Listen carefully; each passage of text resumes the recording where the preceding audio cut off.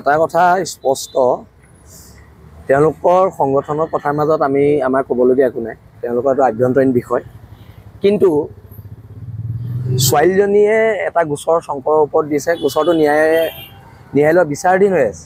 কিন্তু কালি মই কেইজনমান মানুহক দেখিলোঁ, তেওঁলোকে জাজৰ দৰে কথা কৈছে যেন শংকৰজ্যোতিক দোষী সাব্যস্ত কৰা হৈছে ইতিমধ্যে। এতিয়া প্ৰশ্নটো হৈছে তেওঁলোক জাজ হ'ব নোৱাৰে আৰু তেওঁলোকে ৰায় দিব নোৱাৰে।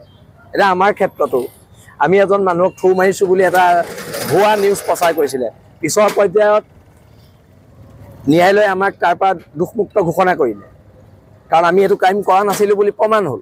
এতিয়া সেইকাৰণে আমি কৈছোঁ, কাৰোবাৰ ব্যক্তিগত কথা বতৰাত মাত মতাৰ কাৰো অধিকাৰ নাই আৰু কোনো মানুহ জাজ হ'বলৈ চেষ্টা কৰিব নালাগে। সেইটোৱে আমাৰ মতামত। আৰু আমি আশাবাদী শংকৰজ্যোতিয়ে ন্যায় পাব। আমাৰ ন্যায় ব্যৱস্থাৰ ওপৰত ভৰসা আছে। যেতিয়া পেট্ৰল পাম্পটো বিৰলা চেতনা অসমে বন্ধ কৰিছিলে, তেতিয়া এখন তাত দণ্ডাধীশ পৰ্যায়ৰ তদন্ত ঘোষণা কৰিছিলে অইলে। এতিয়া কথাটো হৈছে, তদন্ত সমিতিৰ প্ৰতিবেদন ক'ত? তদন্ত সমিতিৰ প্ৰতিবেদন নথকাকৈ বা ৰাজহুৱা নকৰাকৈ তেল ডিপুটো খুলিব নোৱাৰে। অইল ইণ্ডিয়া আইনৰ উৰ্ধত নহয় আৰু এইটো জবাবদিহি কৰিব লাগিব।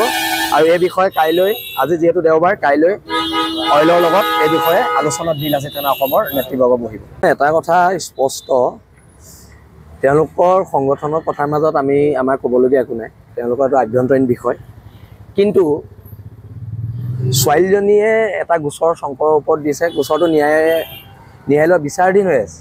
কিন্তু কালি মই কেইজনমান মানুহক দেখিলোঁ, তেওঁলোকে জাজৰ দৰে কথা কৈছে যেন শংকৰজ্যোতিক দোষী সাব্যস্ত কৰা হৈছে ইতিমধ্যে। এতিয়া প্ৰশ্নটো হৈছে, তেওঁলোক জাজ হ'ব নোৱাৰে আৰু তেওঁলোকে ৰায় দিব নোৱাৰে। এতিয়া আমাৰ ক্ষেত্ৰতো আমি এজন মানুহক থু মাৰিছোঁ বুলি এটা ভুৱা নিউজ প্ৰচাৰ কৰিছিলে, পিছৰ পৰ্যায়ত ন্যায়ালয়ে আমাক তাৰ পৰা দোষমুক্ত ঘোষণা কৰিলে, কাৰণ আমি এইটো ক্ৰাইম কৰা নাছিলোঁ বুলি প্ৰমাণ হ'ল। এতিয়া সেইকাৰণে আমি কৈছোঁ, কাৰোবাৰ ব্যক্তিগত কথা বতৰাত মাত মতাৰ কাৰো অধিকাৰ নাই আৰু কোনো মানুহ জাজ হ'বলৈ চেষ্টা কৰিব নালাগে। সেইটোৱে আমাৰ মতামত। আৰু আমি আশাবাদী শংকৰজ্যোতিয়ে ন্যায় পাব। আমাৰ ন্যায় ব্যৱস্থাৰ ওপৰত ভৰসা আছে। এটা কথা স্পষ্ট, তেওঁলোকৰ সংগঠনৰ কথাৰ মাজত আমাৰ ক'বলগীয়া একো নাই। তেওঁলোকৰ এটা আভ্যন্তৰীণ বিষয়। কিন্তু ছোৱালীজনীয়ে এটা গোচৰ শংকৰৰ ওপৰত দিছে, গোচৰটো ন্যায়ালয়ৰ বিচাৰাধীন হৈ আছে।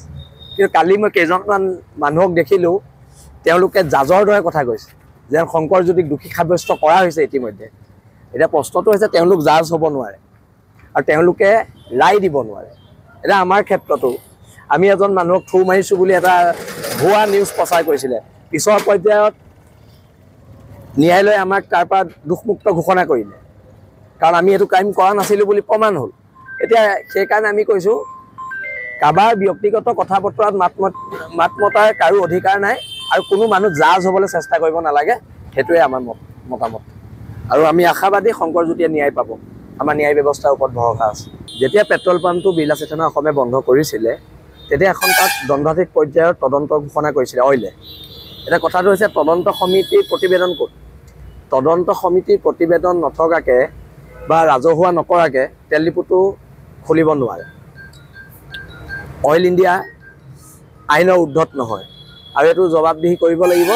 আৰু এই বিষয়ে কাইলৈ, আজি যিহেতু দেওবাৰ, কাইলৈ অইলৰ লগত এই বিষয়ে আলোচনাত বিৰলা চেতনা অসমৰ নেতৃবৰ্গ বহিব।